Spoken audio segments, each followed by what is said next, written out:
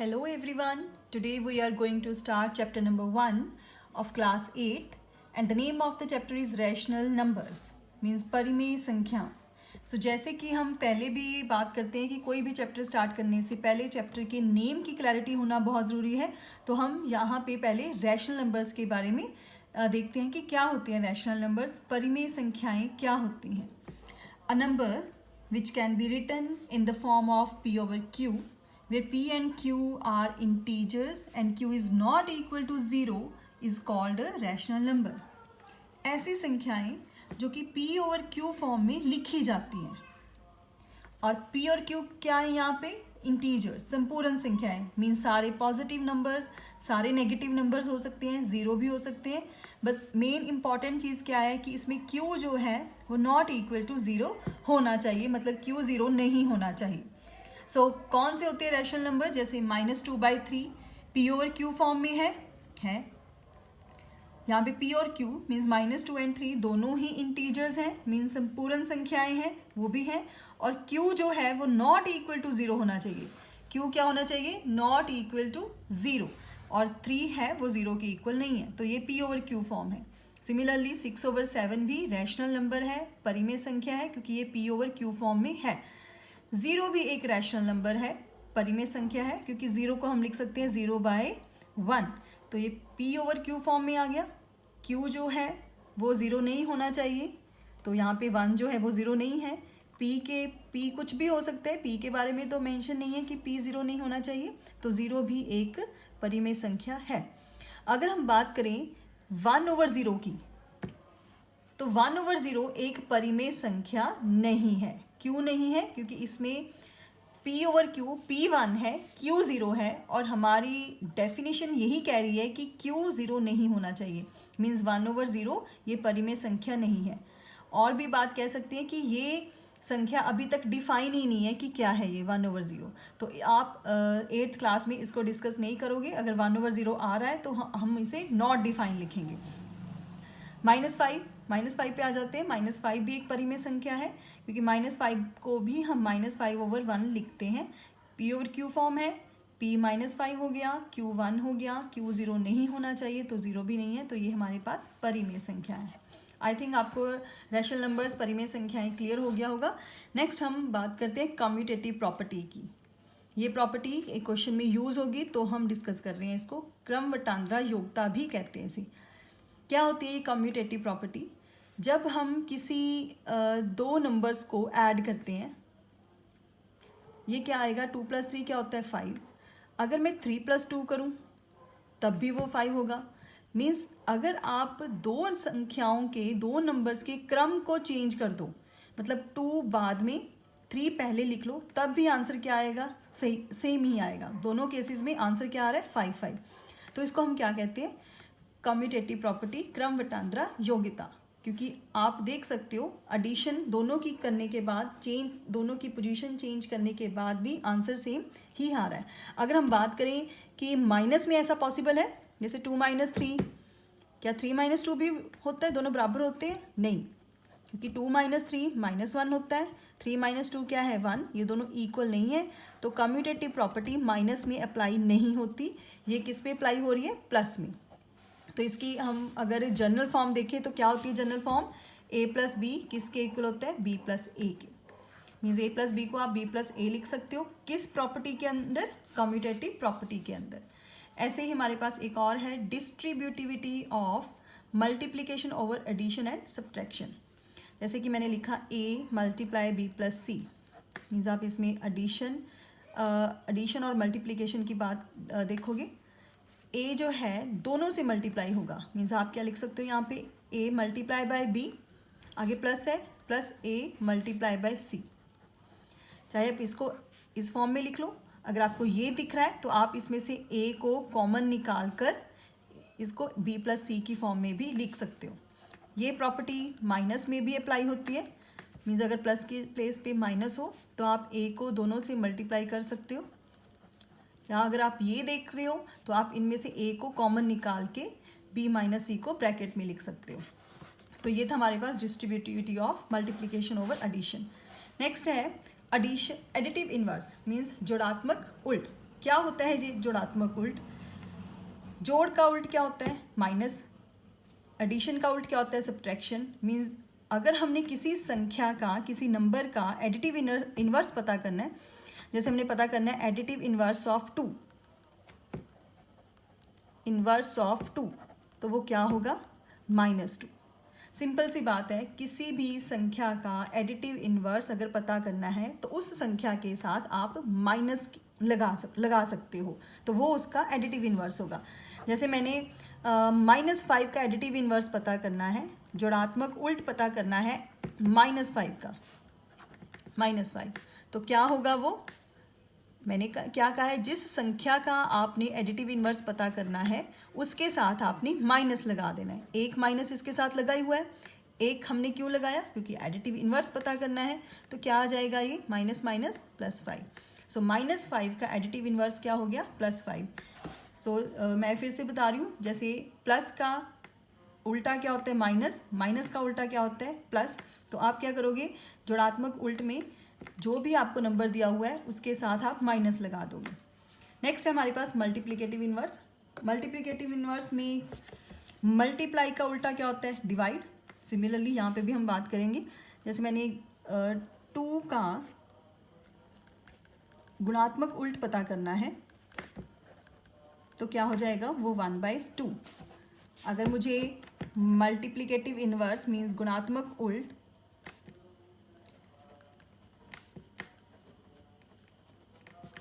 चाहिए 2/3 का, तो वो क्या होगा?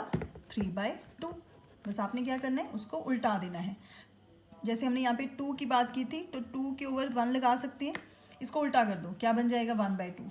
पहले 2 ऊपर था, मतलब मल्टीप्लाई कर रही हो, तो बाद में वो किस में हो चला जाएगा? डिवाइड में हो जाएगा। यहाँ पे जो मल्टीप्लाई में था वो डिवाइड हो गया, और जो डिवाइड हो रहा है वो ऊपर आ जाएगा। तो ये हमारे पास मल्टीप्लिकेटिव इनवर्स है। नेक्स्ट ये कंडीशन हम देख लेते हैं, ये रिजल्ट देख लेते हैं कि अगर जब 2 माइनस के निशान हों तो वो माइनस माइनस आपके पास क्या बन जाते हैं? प्लस। इसको आप +x लिख सकते हो। माइनस माइनस क्या बन जाता है? प्लस। सिमिलरली माइनस माइनस ये क्या बन जाएगा? 2। माइनस ऑफ -4/3 ये क्या बन जाएगा? 4/3। तो ये थे हमारे रिजल्ट्स रैशनल नंबर से रिलेटेड। तो स्टूडेंट्स अब हम एक क्वेश्चन डिस्कस करेंगे जो आपकी एनसीईआरटी का है। मोस्टली ये क्वेश्चन बच्चों को नहीं समझ आता, तो आज इसको समझने की कोशिश करोगे आप सभी। तो हमारे पास क्वेश्चन है -2/3 मल्टीप्लाई 3/5 + 5/2। अगर मैं बात करूं तो ये अलग है, ये अलग है, ये अलग है, क्योंकि प्लस माइनस ही किसी टर्म्स को डिफरेंट फॉर्म में लेके जाते हैं। ये एक टर्म होगी, ये सेकंड, और ये होगी थर्ड। फर्स्ट और लास्ट में आप देख सकते हो दोनों में 3/5 है, दोनों में ही 3/5 हम कॉमन निकाल सकते हैं। तो मैंने 3/5 यहाँ पे कॉमन निकालने से पहले एक और काम करते हैं हम। पहले इस जो थर्ड पोजीशन पे पड़ी है इसको हम सेकंड पोजीशन पे ले आते हैं, मतलब -3/5 × 1/6 ये पहले लिख दिया, प्लस 5/2 को बाद में लिख दिया।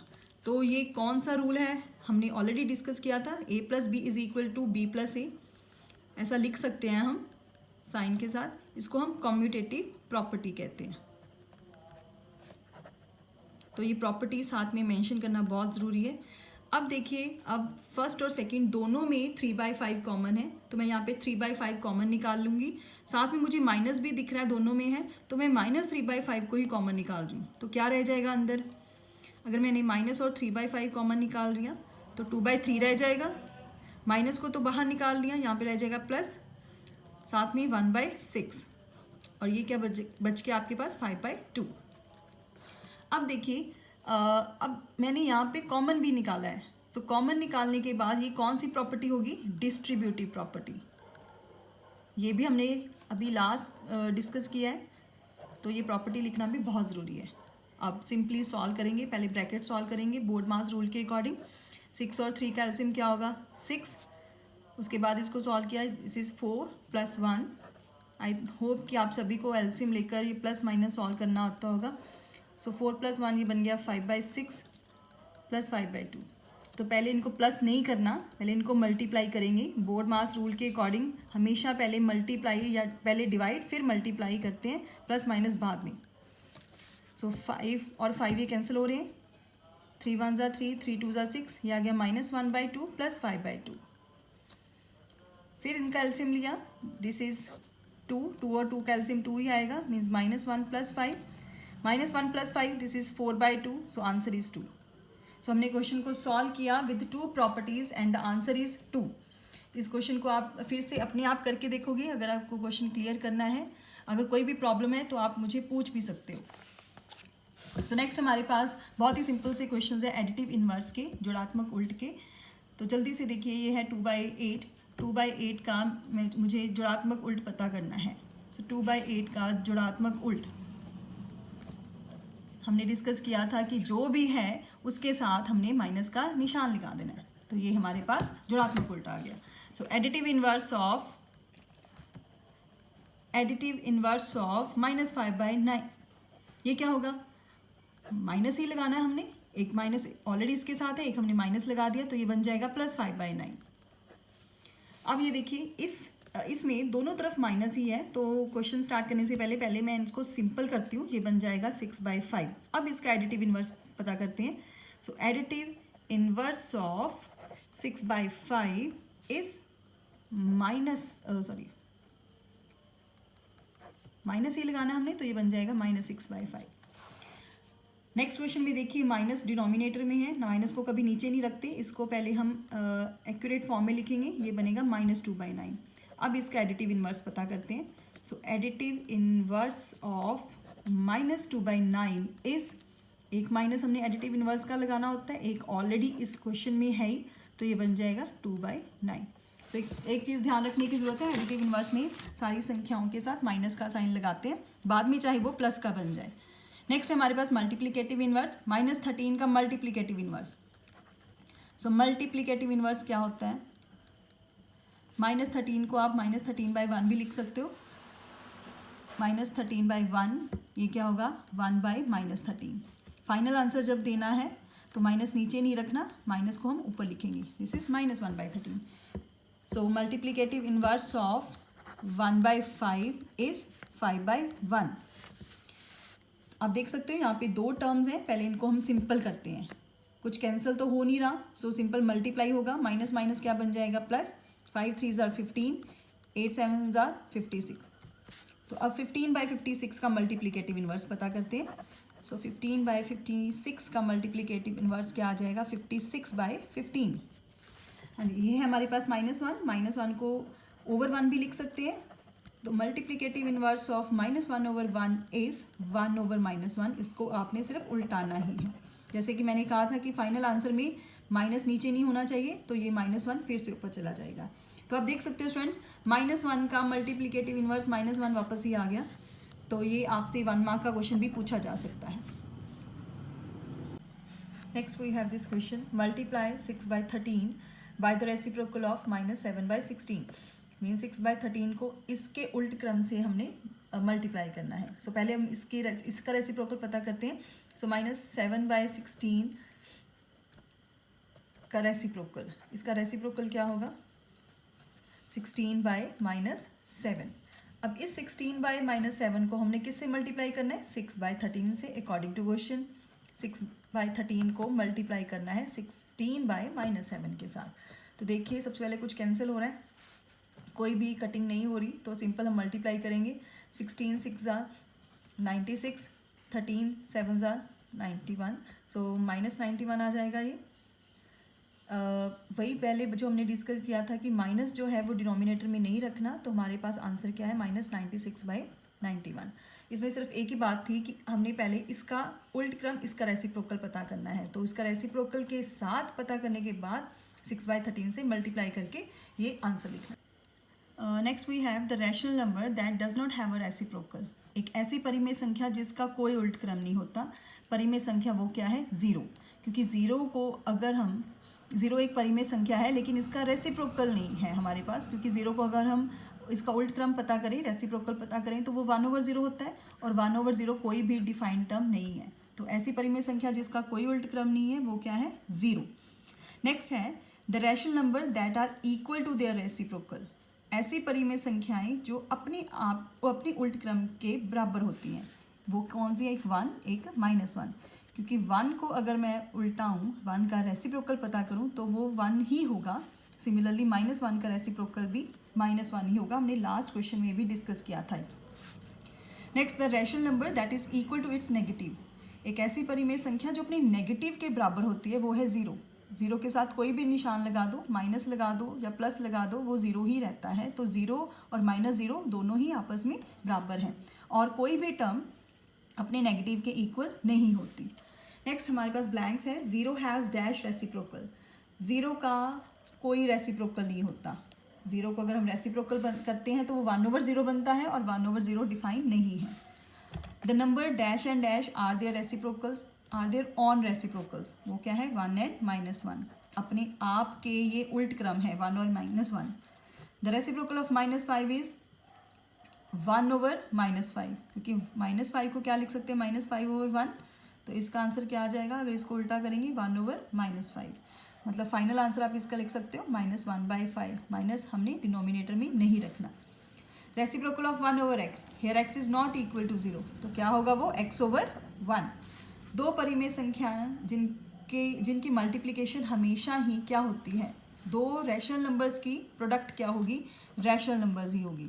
अगर हम दो परिमेय संख्याओं को मल्टीप्लाई करेंगे तो वो रैशनल नंबर ही बनेगा।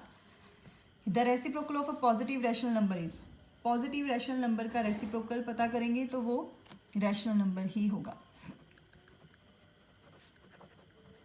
या वो पॉजिटिव नंबर ही होगा। नेक्स्ट क्वेश्चन है हमारे पास, find 5 rational numbers between these 2 rational numbers. 5 परिमेय संख्याएं पता करनी है इन दोनों परिमेय संख्याओं के इन बिटवीन। सो हमारे पास 2 मेथड है, तो देखिए हम कैसे करेंगे इसको। सबसे पहले इनके इन बिटवीन पता करनी है, तो आप सिंपली इन दोनों को 10 से मल्टीप्लाई भी कर सकते हो। पहले इसको अपनी मर्जी से 10 से ऊपर मल्टीप्लाई कर देना है, 10 से नीचे, तो क्या बन जाएगा? 20/30। सिमिलरली 4/5 है, इसको भी आप 10 से मल्टीप्लाई डिवाइड कर सकते हो, ये बन जाएगा 40/50। अब इनके इन बिटवीन रैशनल नंबर्स पता करने हैं हमने, इनके इन बिटवीन आना चाहिए। तो 20/30 के बाद क्या होगा? 21/30, 22/30, 23/30, 24/30, 25/30। हमने 5 ही पता करने। सो इन दोनों के इन बिटवीन ये 5 रैशनल नंबर्स हैं। सो एक और मेथड है, हम उसके साथ भी कर सकते हैं। हमारे पास है 2/3 एंड 4/5। मैंने इन दोनों का 3 और 5 दोनों का एलसीएम पता किया, तो क्या आ जाएगा? देखते हैं हम यहाँ पे। एलसीएम ऑफ 3 एंड 5 ये आ गया 15। अब हम कोशिश करेंगे इस 15 को इनका डिनोमिनेटर बनाने की, मीन्स 2/3। 3 को 15 कैसे बना सकते हैं? अगर हम 5 से मल्टीप्लाई करेंगे, तो मैंने नीचे 5 से मल्टीप्लाई किया तो ऊपर भी करना पड़ेगा। ये क्या बन गया? 10/15। सिमिलरली 4/5 है, यहाँ पे 5 को मैं एलसीएम बनाऊंगी, मीन्स 15 बनाऊंगी। सो 5 को 15 कैसे बना सकते हैं? 3 से नीचे मल्टीप्लाई करेंगे, 15 बन जाएगा। 3 से अगर नीचे किया है तो ऊपर भी करना पड़ेगा, तो ये आ गया 12/15। अब इन दोनों के बीच, इसके और इसके बीच 5 रैशनल नंबर्स चाहिए। क्या आ रहे हैं? 10 और 15 और 12/15 के इन बिटवीन हमारे पास सिर्फ एक रैशनल नंबर है, वो है 11/15, जबकि हमें क्या चाहिए? 5 रैशनल नंबर्स चाहिए। तो इससे काम नहीं होगा। तो अब आपने क्या करना है, जो एलसीएम है उसको सीधा 10 से मल्टीप्लाई करके वो बनाना है हमने। मतलब ये 15 है, अब हम एलसीएम क्या, इस 3 को क्या बनाएंगे? 150। तो 3 को 150 कैसे बनाया जा सकता है? 50 से नीचे मल्टीप्लाई कर दो, 50 से ऊपर। 3 को 150 बनाने के लिए मैंने 50 से मल्टीप्लाई किया, तो ये कितना बन जाएगा? 100/150। सिमिलरली 5 को मैंने 150 बनाना है, तो किससे मल्टीप्लाई करूँगी? 30 से। 30 से ऊपर, 30 से नीचे, तो ये आ गया 120/150।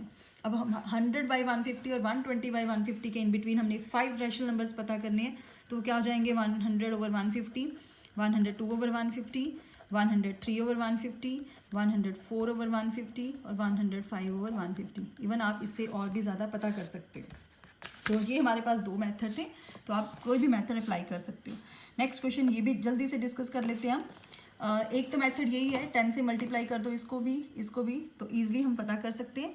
अदरवाइज दूसरा मेथड कौन सा है, हम वो डिस्कस कर लेते हैं कि इन दोनों का एलसीएम पता करते हैं, 2 और 5 का। आई होप आप सभी को एलसीएम फाइंड आउट करना आता हो। तो ये कितना आ गया? 10। अब मैं -2/5 इसके डिनोमिनेटर को 5 को 10 बनाऊंगी, 10 बनाने के लिए 2 से मल्टीप्लाई करना पड़ेगा, अगर नीचे किया है तो ऊपर भी करना पड़ेगा, तो दिस इज -4/10। सिमिलरली इसके डिनोमिनेटर को 10 बनाऊंगी, 5 से नीचे मल्टीप्लाई, 5 से ऊपर 5/10। क्या हमारे पास यहाँ पे -4/10 से लेकर 5/10 तक 10 रैशनल नंबर्स हैं? नहीं, यहाँ पे हमारे पास 8 रैशनल नंबर्स आएंगे और हमें कितने चाहिए? 10। तो ये भी हम ऐसे नहीं कर सकते। तो ये जो 10 है इसको 10 से मल्टीप्लाई कर किया 100, मीन्स अब मैं इसको 5 को 100 बनाऊंगी। सो 5 को किससे मल्टीप्लाई किया जाएगा जो 100 बन जाए? 20 से। सो 20 से नीचे मल्टीप्लाई किया, सेम ऊपर भी, तो ये बन जाएगा -40/100।